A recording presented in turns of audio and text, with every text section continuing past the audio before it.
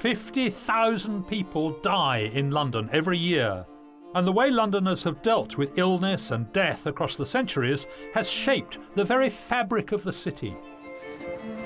From up here on Hampstead Heath, London is a wonderful living city, but it's also a city of the dead, because you could say that our capital is one big graveyard with our ancestors buried all over the place, some of them even up here.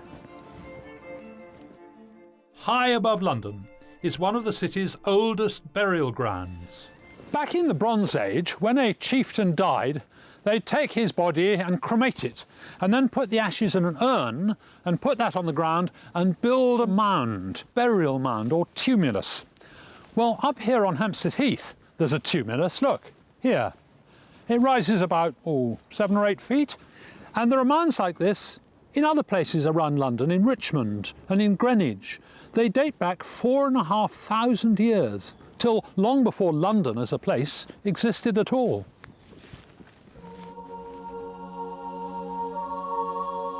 With the arrival of Christianity, people rejected cremation in favour of burying their dead. By the Middle Ages, the church dominated society, and the parishes were responsible for all who dwelt in them, the living and the dead, and burials took place in the church graveyards. But these small graveyards couldn't cope when deadly plague struck London. In 1348, the Black Death wiped out half the population, around 40,000 people. And 300 years later, at the height of the Great Plague of 1665, thousands were dying every week. To cope with the piles of rotting bodies, huge pits up to 40 feet long and 20 feet deep had to be dug on the outskirts of the city. And these mass graves were left unmarked, with no memorial to the dead. As time passed, the pits were built over. One was rediscovered when the Piccadilly line was being excavated. There were so many skeletons that it was impossible to tunnel through, and that's said to be why the tube line curves between Knightsbridge and South Kensington.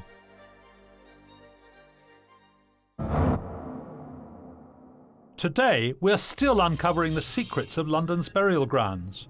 In one of the most significant discoveries of recent times, an incredible 10,500 skeletons were found right next to Spitalfields Market, east of the city. This graveyard was found alongside the remains of a 13th century priory. It's likely that the monks and nuns were battling to save victims of a deadly epidemic in one of the city's earliest hospitals. During the Middle Ages, people who were ill were looked after in the priories, which were, in effect, the first hospitals. In those days, people often used to go off on pilgrimages, and the priories provided hospitality for the pilgrims on their travels. Then that got extended to looking after pilgrims who weren't very well, or local people who were sick or old or destitute. But things got bad when Henry VIII started dissolving the monasteries. Most of the priories closed down and the buildings were sold off. Alarmed that without the priories there was no one to look after the sick and the dying, the city authorities persuaded the king to keep 3 London hospitals open. St Mary of Bethlehem, which was the original Bedlam, one of the world's oldest psychiatric hospitals, St Bartholomew's in Smithfield, which is still there today, and St Thomas's in Southwark by London Bridge. These 3 were the only principal hospitals in London for another 200 years. St Thomas's was forced to leave its original medieval site in 1865 to make way for the expansion of London Bridge Station. But one part of the old hospital was left behind in St Thomas's Church, forgotten about for nearly 100 years. In 1956, an attic space was opened to uncover an old operating theatre dating from 1822, the oldest surviving theatre in the country. And this is it. This is the operating theatre. And it really was a theatre because leaning on these rails all the way around would be 150 medical students fascinated with the operation going on below. In Victorian times, all the surgeons would have been men, but Sarah knows all about how it operated. Now, Sarah, why did they build an operating theatre above a church? Well, it's actually because the women's wards were right next door, so directly through where the back wall of the theatre is now was Dorcas Ward, just there. The surgical ward. Yeah. Right. Before they built this place, they actually did the operations on the female patients on the ward itself. What sort of operations did they carry out? The two major operations were lithotomy, or cutting for the stones to remove bladder stones. Oh, I see, yes, okay. And amputation. So how did they do amputations? Well, this is the amputation set here. What the surgeon would do is you'd start off with your knife. One of the methods would be to cut round the limb all the way through to the bone, and then once you'd pull back the flesh to expose the bone, you'd use the saw and to go through the bone. That's going to take about half an hour. Well, as a matter of fact, the amputations were very quick indeed. Most surgeons could amputate in a couple of minutes, and some of the faster ones could do the majority of the amputation in about 30 seconds. 30 seconds? There must have been masses of blood. What did they do about that? A lot of the blood they'd attempt to get into the blood box, which is underneath the table. With sawdust. It hasn't got blood in it now, has it? No, not now. Apparently, it would sometimes come to resemble what they called bloody porridge, that they'd just for more sawdust to be put in there. Because otherwise it would have dripped through into the church below. Yes, they were very worried about that when the theatre was first built. So it was built with a double floor, 2 layers of wooden floor and sawdust in between. So that would soak up anything that missed the blood box. Well, thank you very much indeed. I feel much better.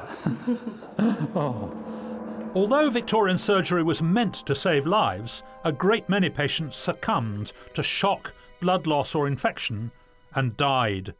And 150 years ago, finding enough space for London's dead was about as pressing a problem as finding space for the living. During the first half of the 19th century, the population of London doubled to 2.5 million, and it early on became apparent they didn't have space to bury their dead. All the little parish graveyards in the city were full to overflowing with bodies being buried on top of one another. So in 1832, Parliament passed a bill encouraging people to build private cemeteries out in the suburbs. Over the next decade, 7 cemeteries were set up, known as the Magnificent Seven: Kensal Green, West Norwood, Highgate, Abney Park, Nunhead, Brompton and Tower Hamlets. The most famous of these is Highgate Cemetery, a place of hidden beauty and magnificent neo-Gothic architecture. Highgate was created by Stephen Geary, a great Victorian inventor, entrepreneur and architect who also designed London's first gin palace. To make the cemetery a commercial success, he knew he had to create something spectacular that catered for his Victorian customers' tastes. The Victorians were mad about Egypt because after the Napoleonic Wars, a whole lot of explorers went out to Egypt and brought stuff back and gave it to the British Museum. So when he was designing Highgate Cemetery, Geary built a sort of Egyptian corner, and you'll see here some wonderful pillars, and then there a great big obelisk, which would be a wonderful memorial, but it isn't actually to anyone, it's just saying here is a bit of Egypt. Behind me is Egyptian Avenue. And he created a whole lot of catacombs by digging 12 feet into the hillside on either side, and in here there are 16 family vaults. The Egyptian Avenue leads to a huge cedar of Lebanon, encircled by tombs, known as the Circle of Lebanon. The tree was already about 150 years old when Geary was planning the cemetery. This building here is known as the Terrace Catacombs, and it's one of the largest buildings in any cemetery in the country. In fact, it's 110 yards long, and inside there are 840 recesses, each just big enough to take one coffin. Now, some of these places are obviously very posh. Look at this one, Frederick Giles Broxholm, who's got his name on there 3 times. But a lot of the ones along there are anonymous. They've got no labels on at all. And possibly they were just holding places for families who are waiting to have their mausoleum built elsewhere. When Highgate opened in 1839, it was an immediate success. And amongst its celebrity residents are Michael Faraday, Christina Rossetti, and George Eliot. But the most famous of all is Karl Marx, the father of communism. Thousands of visitors come to pay their respects every year. One of the largest and most impressive of all the various memorials here is this one. This is the mausoleum of Julius Beer, who is proprietor of The Observer. As a Jew who had converted to Anglicanism, Beer felt he was never really accepted by London society, and maybe this extraordinary mausoleum was his way of putting himself firmly on the map. It's actually modelled on the tomb of King Mausolus of Halicarnassus in Turkey, which was one of the 7 wonders of the ancient world, and that was the origin of the word mausoleum. Today, very few people are buried in the older West Cemetery, and the only way the public can see it is on a tour. But it remains a testament to Stephen Geary's vision, a magnificent architectural ode to the dead. In the mid-19th century, London was desperate for more space to bury its dead, and so 7 new private cemeteries were built, called the Magnificent Seven.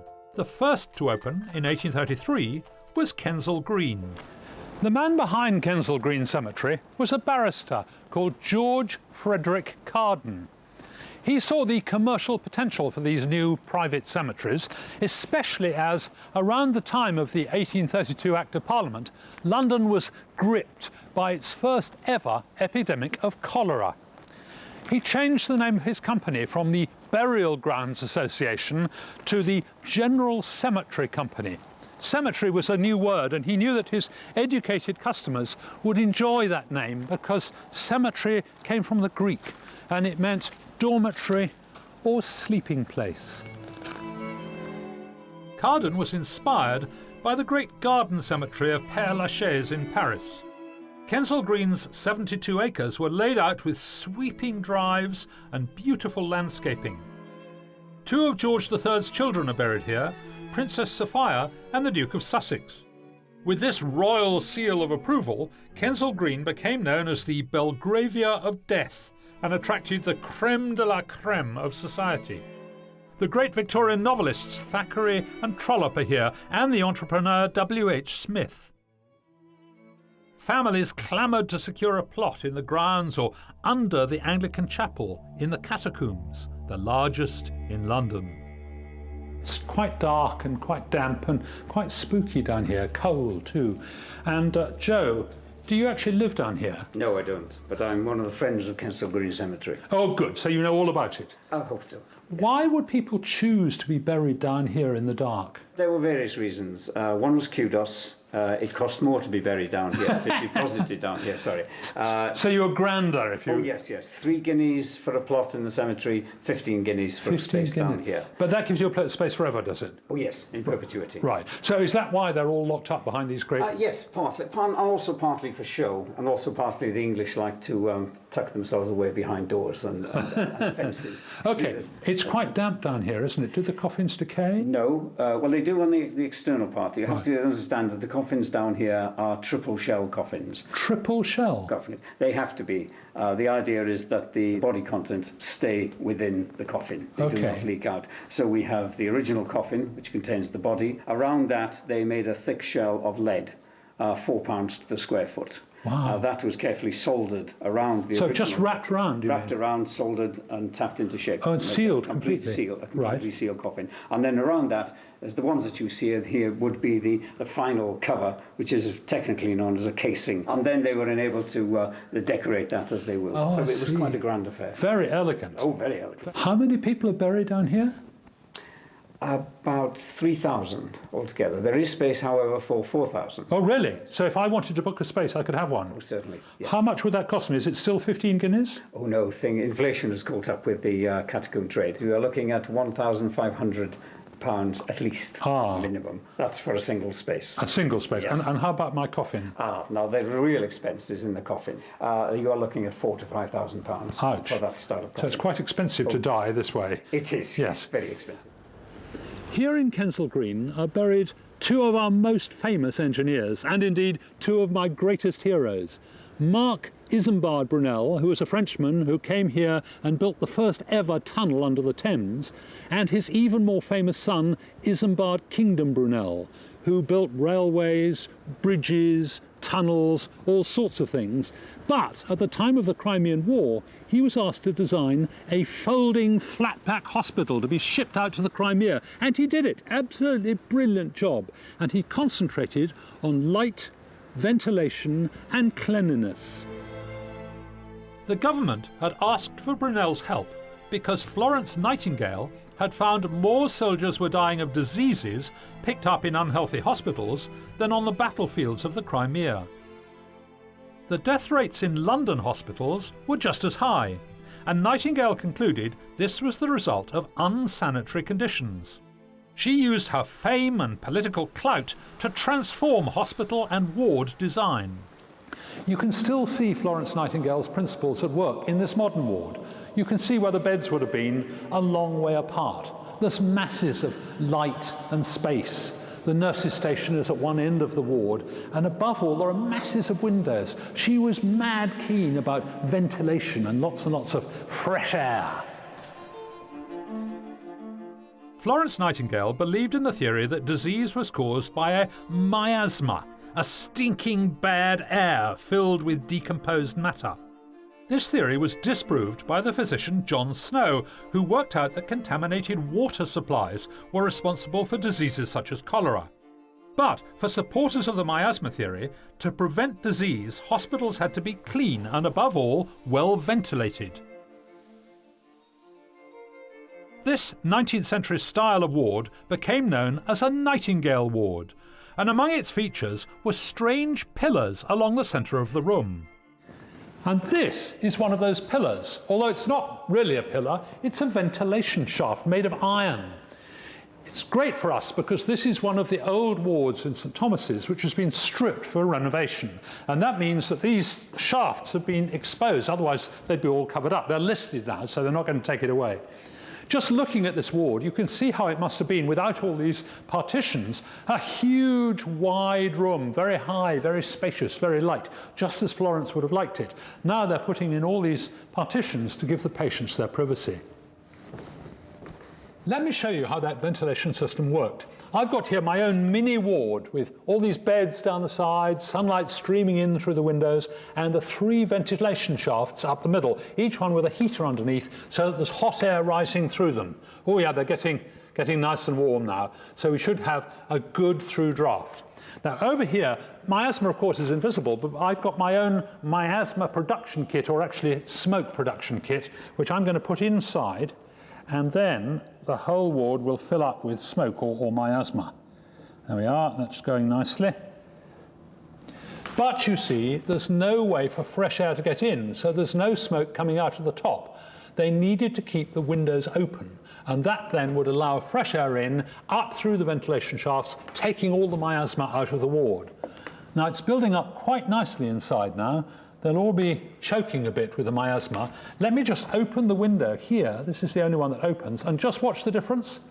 Look, instantly, smoke pouring out of all 3 shafts here, absolutely belching out. It's also coming a bit out of the window, but it's belching out of these shafts because the hot air coming up there is pulling up all the smoke, all the miasma out of the ward, leaving those patients much happier. The Nightingale wards at St Thomas's were housed in a pavilion plan building. The wards were isolated in their own individual blocks. Only 3 of the 6 original blocks remain today, but this was the single most important development in hospital design because of its emphasis on a sanitary environment. Even with these improvements, there was of course still a need to bury London's dead. In 1850, Parliament closed the crowded inner city graveyards, which led to greater pressure on the magnificent 7 cemeteries. A solution, of sorts, came with the opening of Brookwood Cemetery in 1854. It was a new cemetery for Londoners, but it was 25 miles away, in Woking. The London Necropolis Company even ran a train to transport London's dead to Brookwood from a private terminus near Waterloo Station. The mourning party travelled in a normal passenger train, and attached to these were special hearse carriages to carry the coffins. At 500 acres, Brookwood is the largest cemetery in Britain, and since it opened, some 235,000 people have been buried there. The funeral trains stopped running after the London terminus was bombed in 1941, but the entrance still remains on Westminster Bridge Road. Even with Brookwood Cemetery open, there was concern in some quarters that burying people was taking valuable land from the living and giving it to the dead. Also, some people said that overcrowded graveyards were unsanitary and caused disease. These calls came from the campaigners for cremation, which was a bit of a shocking idea at the end of the 19th century. But despite the protests, London's first crematorium, which became very famous, was eventually opened here at Golders Green. Nowadays, 70% of funerals are cremations. And crematoria also provide places to store the ashes. This building here was the first columbarium in Britain. It was called a columbarium after the Latin word for dove, columba, and you can see why. All the walls have all these niches in with urns of ashes, and they look just like the pigeonholes in a dovecote. This chap here, in a rather bigger niche, is Sir Henry Thompson, and he was the chairman of the Cremation Society of Great Britain. For 30 years he campaigned for cremation. He said it would be cheaper, it would be more hygienic, it would avoid vandalism, and it would be wonderful if you spread the ashes on the ground because they're a great fertiliser. Golders Green was the showcase for the cremation movement. Its architect, Ernest George, chose an Italianate style which fortunately camouflages the necessary but slightly off-putting furnace chimney. The development and the acceptance of cremation here at Golders Green complete the circle of the London experience of death. And for my final journey, I'd like to be cremated, just like a Bronze Age chieftain.